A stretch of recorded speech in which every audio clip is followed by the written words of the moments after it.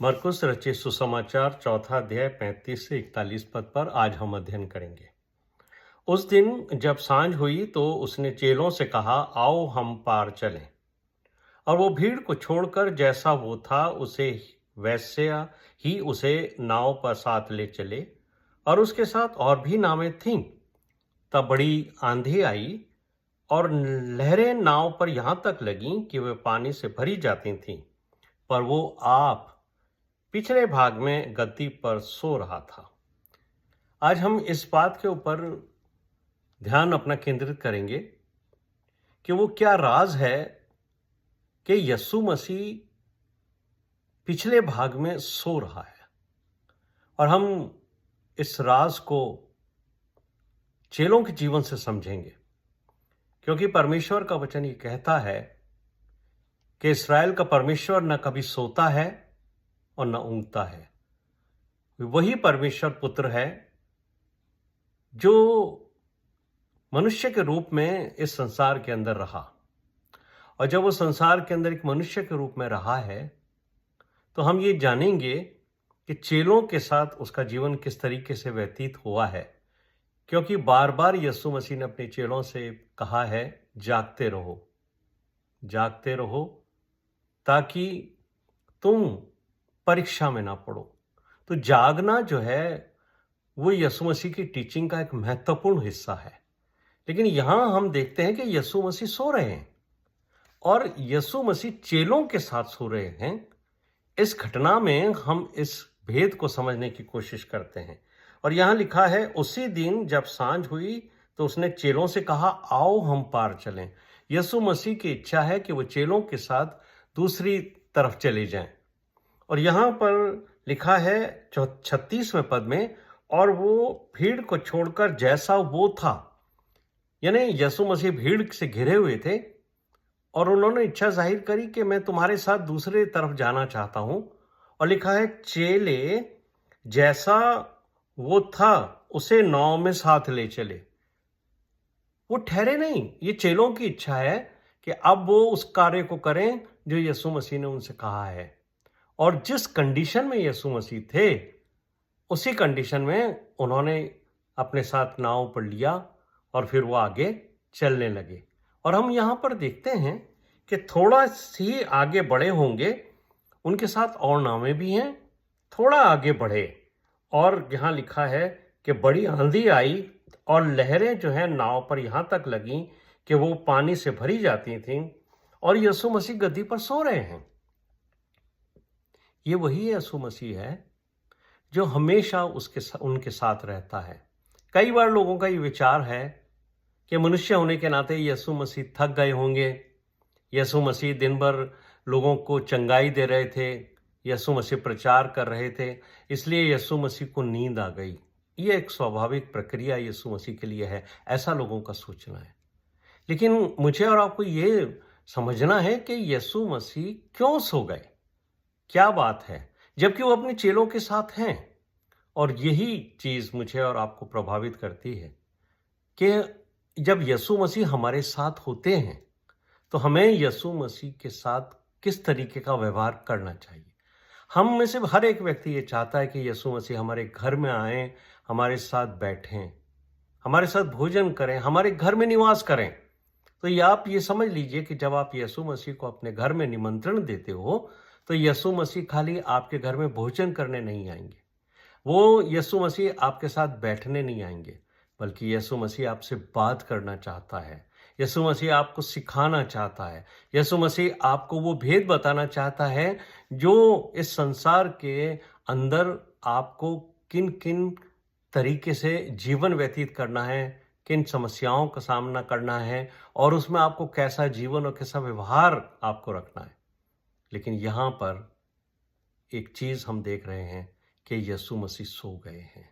सो इसलिए गए हैं क्योंकि लोग जो हैं, चेले जो हैं, वो यीशु मसीह की से बात करने के में ज्यादा रुचि नहीं रखते हैं। यहां हम इस बात को समझ लेते हैं कि जैसे ही यीशु मसीह आकर उस नाव में बैठे होंगे, चेले अपने सांसारिक बातों में उस दिन की प्रक्रियाओं में किस तरीके से लोग बीमारों को ला रहे हैं, किस तरीके से भीड़ आ रही है, अपने परिवार के बारे में कई तरह की दूसरी बातों में उलझ गए। और ये लिखा नहीं है यहाँ बाइबल में। लेकिन यीशु मसीह, जब आप सांसारिक बातें करते हो, यीशु मसीह की उपस्थिति में, वो समय जो आपको यीशु मसीह को देना है, उस समय में से आप सांसारिक बातों में निकालने लगते हो, तो यीशु मसीह फिर आपके जीवन में सो जाता है। यीशु मसीह सो गए हैं। और जैसे ही यीशु मसीह सोए हैं, आप ये देखिए कि वचन के अंदर लिखा है कि आंधी और तूफान आ गए, और जिस नाव में चेले थे उसमें पानी भरने लगा, और ऐसी स्थिति पैदा हो गई कि उनकी मौत के साए उनके ऊपर आ गए। एक तूफान उठा और उनको मौत का भय सताने लगा, और आकर उन्होंने यीशु मसीह को जगाया, और यीशु मसीह पर इल्जाम क्यों दे रहे हैं? हे प्रभु, क्या तुझे जरा भी इस बात का एहसास नहीं है कि हम मरे जा रहे हैं, हम डूब जाएंगे? अरे यीशु मसीह तो तुम्हारे साथ नाव पर था, तुमसे बातें करना चाहता था, तुम्हें शिक्षा देना चाहता था, परमेश्वर के राज्य का समाचार तुम्हें सिखाना चाहता था।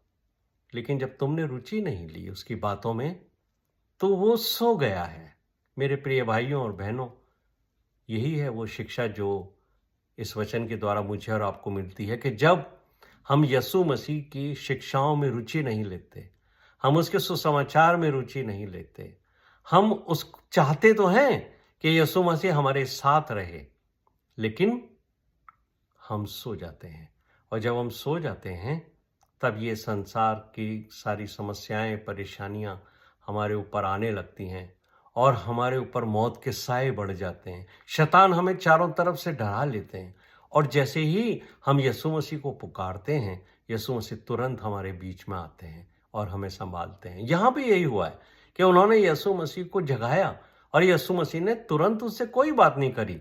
लेकिन यहाँ आगे हम देखते हैं कि यीशु मसीह उठे, उन्होंने आंधी, और 39 वर्ष के अंदर लिखा है, मरकुस 4 अध्याय उसके 39 वर्ष में, तब उसने उठकर आंधी को डांटा और पानी से कहा शांत रहे, और आंधी थम गई और बड़ा चैन हो गया।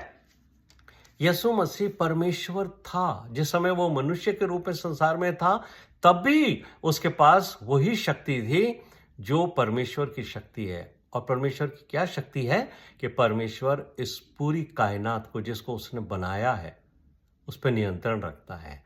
और जिस समय इस दुनिया को बनाया जा रहा था, इस यूनिवर्स को बनाया जा रहा था, उस समय भी प्रभु यीशु मसीह परमेश्वर पिता के साथ थे। और जब वो संसार में थे, तब भी उनके पास वही शक्ति थी। लेकिन उन्होंने अपने परमेश्वर होने की शक्ति को कभी अपने लिए इस्तेमाल नहीं किया, उन्होंने हमेशा दूसरों के लिए इस्तेमाल किया। और यहां पर भी चेलों के बीच में उनको उस भय से, उस डर से बाहर निकालने के लिए यीशु मसीह ने उस शक्ति का प्रयोग किया जो सिर्फ और सिर्फ परमेश्वर पिता के पास है, जो परमेश्वर की शक्ति है, जो इस संसार को, इस प्रकृति को, इस नेचर को कंट्रोल करने की शक्ति है।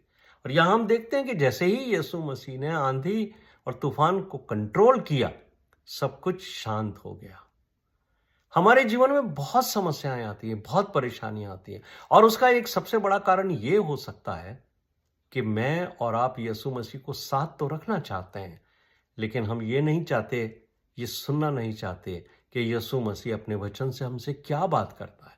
क्योंकि जब आप उसके वचन को सुनोगे, तो उसके अनुसार आपको चलना है। और यही मनुष्य का स्वभाव है कि हम सिर्फ सुनना चाहते हैं, हम वचन के अनुसार चलना नहीं चाहते। इसलिए याकूब अपनी पत्री में मुझे और आपको एक सलाह देते हैं कि वचन के सुनने वाले मत बनो, बल्कि वचन पर चलने वाले बनो। और मैं और आप वचन पर चलकर ही परमेश्वर के राज्य के वारिस होंगे। और यहां पर जब सब चीजें थम गईं, शांत हो गईं, तूफान, आंधी, बारिश, पानी, सब कुछ शांत हो गया, तब यीशु मसीह ने उनसे एक बात कही है। क्या कही है? तुम क्यों डरते हो? क्या तुम्हें अब तक विश्वास नहीं? यीशु मसीह मुझसे और आपसे भी आज यही पूछते हैं। यदि हम में से एक व्यक्ति भी ऐसा है जो डरता है, जिसके मन में भय है, उसे सोचना चाहिए समझना चाहिए कि जब यीशु मसीह हमारे साथ है तो हमें क्या फिक्र, क्यों डरें हम? डर की वजह क्या है? डर की वजह यह है कि शैतान हम पर हावी होता है। और वो कब हम पर हावी होता है, कब वो हमें डराता है? जब हमारे जीवन से यीशु मसीह दूर हो जाते हैं। जबकि इसाया का 41वां अध्याय उसके 10वें पद में परमेश्वर ने कहा है मत डर। और अश्योरेंस है ये, परमेश्वर कहते हैं मत डर क्योंकि मैं तेरे साथ हूं। जब परमेश्वर मेरे और आपके साथ हैं तो मुझे और आपको डरने की कोई आवश्यकता नहीं है। ये तो हमारे परमेश्वर का अश्योरेंस है, मत डर क्योंकि मैं तेरे साथ हूं। और जब परमेश्वर मेरे और आपके साथ है तो हमें डरने की कोई आवश्यकता नहीं। लेकिन यदि हम प्रभु यीशु मसीह को अपने जीवन और अपने घर में बुलाना चाहते हैं, लेकिन हम उसकी सुनना नहीं चाहते, उसकी उपस्थिति में हम रहना चाहते हैं, हम हमेशा इस बात को कहते हैं परमेश्वर पवित्र आत्मा को हमारे बीच में भेज दे। अरे भेज नहीं दे। प्रभु यीशु मसीह ने कहा था मैं जाता हूं और तुम्हारे लिए एक सहायक को भेजूंगा। यीशु मसीह स्वर्ग पे चले गए, पिता परमेश्वर के दाहिनी ओर बैठे हैं। उन्होंने हमारे लिए एक सहायक भेज दिया, वो पवित्र आत्मा है जिसके लिए यीशु मसीह ने कहा था वो तुम्हारे अंदर रहेगा। जब तक यीशु मसीह संसार में थे पवित्र आत्मा का कार्य शुरू नहीं हुआ। ये जो चेले थे उनके जीवन में पवित्र आत्मा नहीं उतरी, नहीं उनके उस समय जब यीशु मसीह उनके साथ नाव में थे। जब पुत्र परमेश्वर पुत्र उनके साथ था तो फिर उन्हें डरने की कोई आवश्यकता नहीं थी। लेकिन वो डरे क्योंकि उनको ये एहसास नहीं था, इस बात का आभास नहीं था कि परमेश्वर जो सर्वशक्तिमान पिता है वो हमारे साथ है। और यही है वो राज कि जब हम परमेश्वर पुत्र की नहीं सुनते और जब हम उसकी नहीं सुनते तो वो हमारे जीवन में सो जाता है। जबकि उसने मनुष्य को चिताया है। बागे गत्समनी में भी उसने यीशु मसीह ने अपने चेलों से, वो प्रिय चेले जो हमेशा उसके साथ रहते थे, उनसे कहा था जागते रहो कि परीक्षा में ना पड़ो। यहां पर हम इस बात को देखते हैं कि यदि हम यीशु मसीह के साथ वार्तालाप में ना होंगे, हम उसके साथ मेडिटेशन में नहीं होंगे, हम उससे बात करने की इच्छा नहीं रखेंगे, याद रखिए यीशु मसीह हमारे जीवन में सो जाएगा। और जब यीशु मसीह हमारे जीवन में सो जाएगा, शैतान की सारी शक्तियां हमारे विरुद्ध खड़ी हो जाएंगी। और जब हमारे विरुद्ध शैतान की शक्तियां खड़ी हो जाएंगी तब वो वायदा जो यीशु मसीह ने कहा है, देखो मैं जगत के अंत तक तुम्हारे साथ हूं, वो वादा हमारे जीवन में लगभग सोया हुआ होगा। हम उसे क्लेम ही नहीं कर सकते क्योंकि हमने स्वयं यीशु मसीह को अपने जीवन में सुला दिया है। मेरे प्रिय भाइयों और बहनों, जब भी हम इस घटना को पढ़ते हैं, मुझे और आपको ये हमेशा याद रखना चाहिए, जब तक यीशु मसीह हमारे जीवन में जगा हुआ है तब तक हमारे जीवन में यीशु मसीह का वचन काम कर रहा है। और जब यीशु मसीह का वचन काम कर रहा है तो मुझे और आपको यह एश्योरेंस है कि हमारा परमेश्वर ना तो कभी सोता है ना वो ऊँघता है। इसलिए जब वो जागा हुआ है तो हमारे जीवन में किसी तरह की विपत्ति परेशानी कभी नहीं आएगी।